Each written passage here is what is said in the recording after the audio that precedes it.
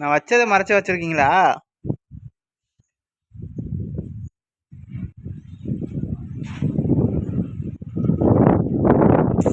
சுத்தி சுத்தி வந்தீங்க மாதிரி வரீங்க.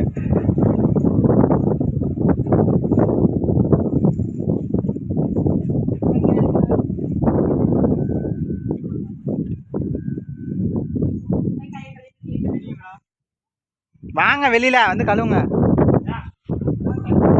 அதெல்லாம் வந்து நீங்க கழுவுறதா வீடியோ எடுக்கணும்னா அவனை வந்து ஊத்த சொல்லுங்க. அவன் ஊத்துனாதான் நான் வீடியோ எடுப்பேன்.